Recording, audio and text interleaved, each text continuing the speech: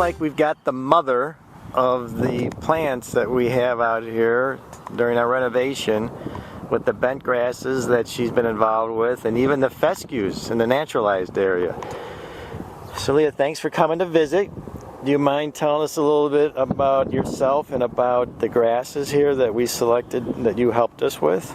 I've been a turf breeder for over 40 years and started breeding creeping bentgrasses about 35 years ago.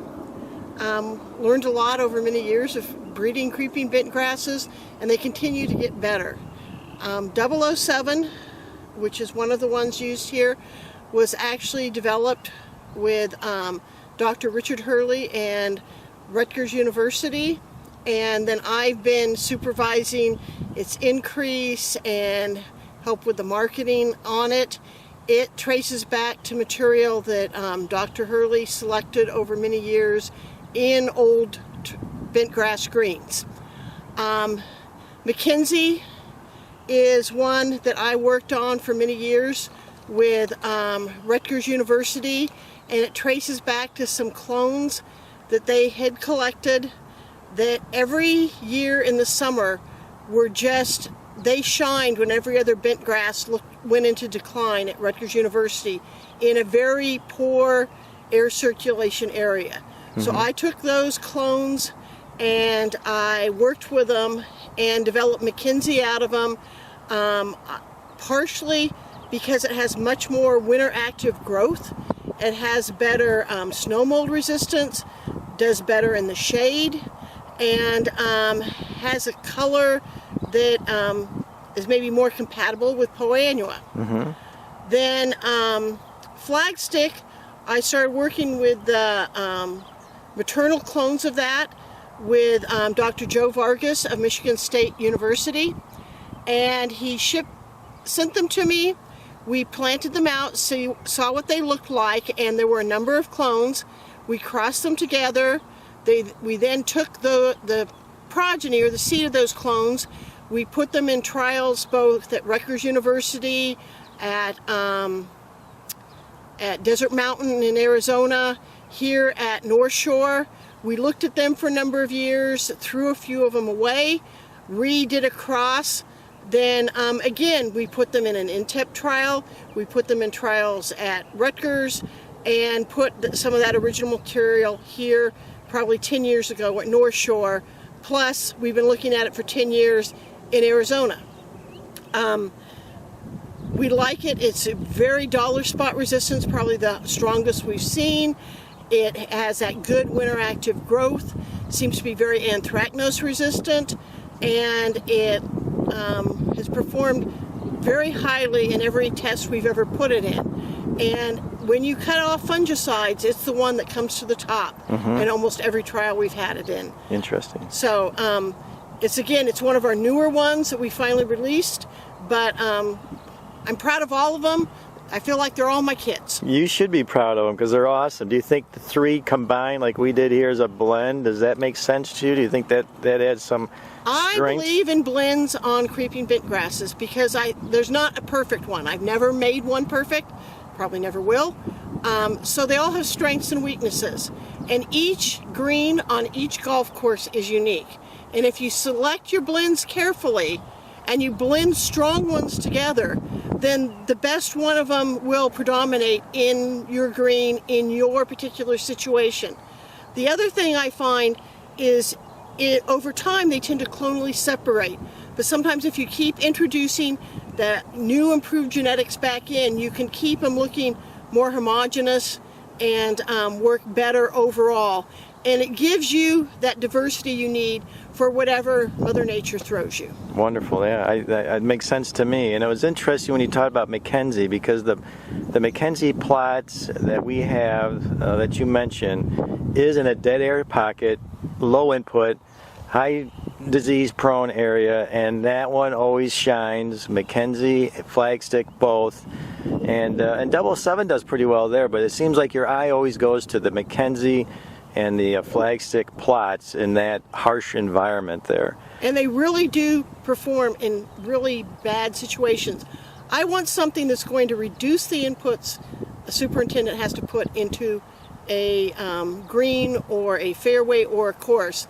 I don't want to release something that you're going to have to put more fungicides on or have to put more inputs into. Wonderful. Now, what have you got to say about the fescue areas? That's kind of new to us here that you helped us with as well. The fescue areas, they're an interesting thing unto themselves. Sometimes I spend more time talking to superintendents about their fescue area than their greens. And the key on them is we want them to look natural. The golfers like the heads waving in the breeze, but there's tricks you have to learn to maintain them.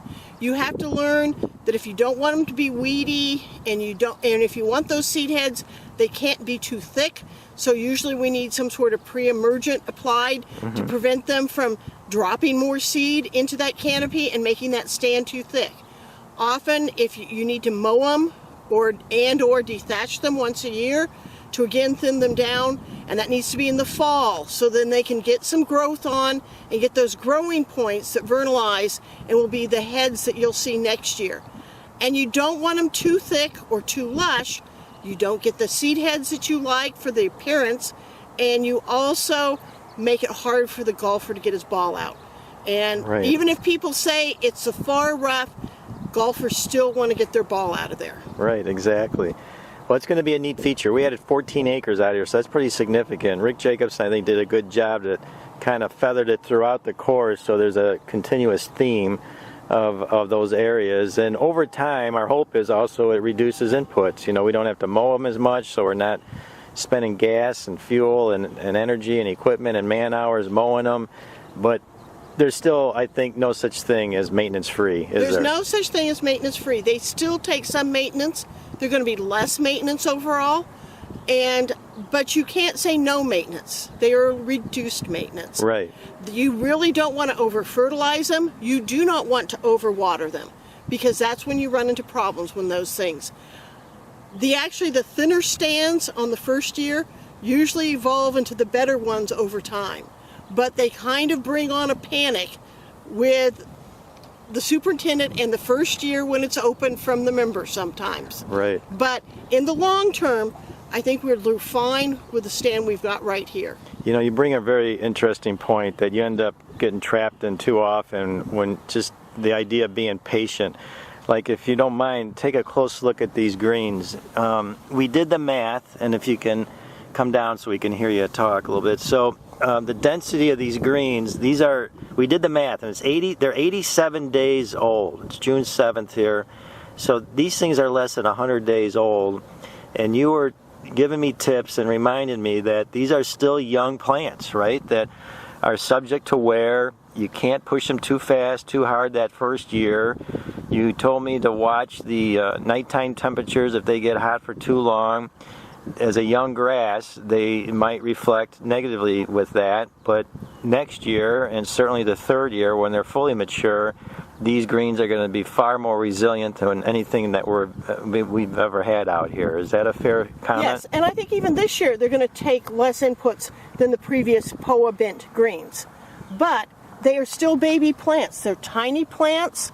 They are just tillering out.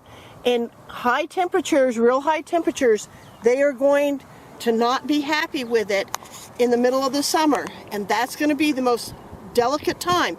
You get through those few days or those couple weeks and you'll be home free. Wonderful. Well, thanks, Leah. I know I pestered you heavily last year to finally make this decision, because it's not easy, because there's a lot of nice bent grasses out here, and like you said, there's no perfect one, so you're always weighing out the options. And I also want to congratulate you on getting the highest award this year at our conference, the Distinguished Service Award, and well deserving. Good job. Thank you.